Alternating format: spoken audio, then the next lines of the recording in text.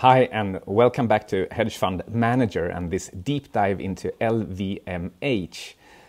We have now come to the technical analysis, a quick overview of the price trends and patterns for the company, deciding on whether this is a better than average time to actually buy whatever we think is cheap.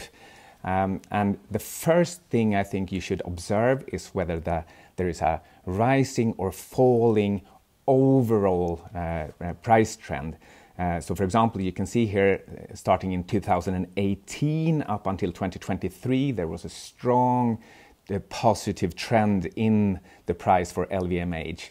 But recently, since the beginning of 2023, there's a tendency to see falling share price, and you can see that it has gone in waves. You can also, if you look carefully, notice that there seems to be a synchronicity here in where the bottoms turn up, and that they are in a lower and lower price range, and they fall in line with each other, almost as if there is an invisible trend here, an invisible price channel. The same goes for the peaks, which even though we are pattern recognizers and we are bound to find things that don't really exist, there is a tendency here to see these fall in line as well, and therefore we're forming a price channel here, and we are very far down in this price channel, and these peaks are called resistance peaks, and the bottoms are called supports, and we're right at the support here, but we're also here at a kind of a line of historical bottoms, and we are now slightly below that due to the weak earnings reports late last night. And all in all, this is a pretty weak formation, and it's a headwind for our investment case. So should we find that LVMH is good value, we still should consider this in general a worse than average point to invest in. We can move on to watch a couple of other indicators. So we'll move over to investing.com and the technical stock chart view. And here I've added this 200-day moving average. Typically, when you fall below the 200-day moving average, that is because a lot of investors have found out that it has a negative formation and it's a negative trend, and they might want to follow suit because it's starting to lose favor with the market. But we can also see for LVMH that it hasn't really honored the 200-day moving average that much, because here, I mean, it went below and then it easily went up above again, and here going below it could also again make a false break above the 200-day moving average. But here, in a way, once moving back below again, this could be considered a false break, which is a pretty negative signal, and that might be why we're seeing this big downturn here. A false break and a break down again could have been created because knowledgeable investors, insiders, analysts thought that there are bad things to come now, perhaps because of the new regime in Washington, because of tariffs. Tariffs are, of course, very bad for a global retail company. But we'll talk about the fundamentals later.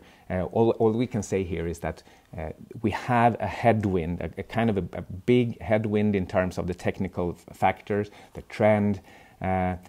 Maybe you could say that in the short term, this could turn pretty quickly into a tailwind and something positive, because we are very far down in the channel, and we are far down in terms of prices over a pretty long term. This is the lowest the stock has been almost since the peak before COVID. And remember, this is a strong growth company with the global, very strong position in luxury. And luxury can be seen like a tariff on the rich, a tariff on flash, on all these, the rising rich, where the rich get richer and the very rich explode upward, not least because of debts and money printing, which is likely to come sooner or later, but we'll talk about that as well. For now, we have a headwind, and it's in part due to tariffs, in part due to global unrest, and also right now a poor earnings report from LVMH, which is at least taken poorly by the market.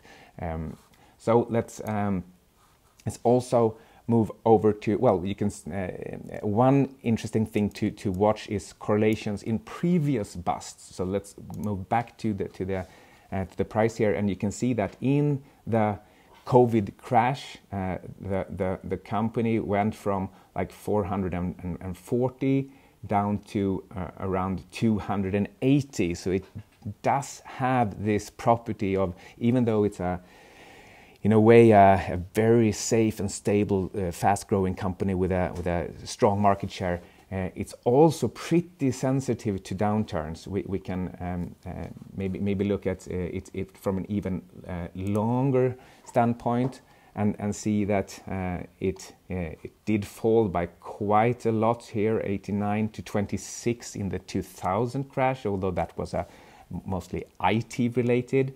There is a tendency to fall together with the market in these various busts. But we have also already seen pretty large downdraft here from 910 to today's 485. So all in all, perhaps the technicals have already played out in the negative way, and there's not much more on the negative side unless we get more negative factors from for example, the market. So let's go and watch the technicals for the market, because that's a next step in our research, and you could take any relevant market, for example, the French CAC 40, CAC 40, or if you're more prone to using the US stock market as your weather vane, like I often do, here is NASDAQ, and NASDAQ is kind of the trendsetter, especially now with all the Mag 7 companies, the trendsetter in terms of the total market technical situation. And we had a huge run-up since summer of 2023, culminating in the euphoria regarding the Trump administration and Tesla CEO Musk entering the fray here with his Doge department. After that, we saw a strong pullback and a historically strong bounce just the other week. And such a bounce, I would say, those typically occur in nervous markets, in turning points, for the worse, I would say. So in the bear markets, both of 2022 and 2020, and not least 2008 and 2002, there were tens of huge bounces. So that is actually a hallmark of a negative market. So I would say we have a pretty strong negative pull here, a strong headwind from the market technical analysis as well. So as you can see, I tend to focus on the big picture here, and although I will also say that this kind of technical headwind should not be emphasized, overemphasized. It's not the decisive factor behind our decision to buy the stock or not.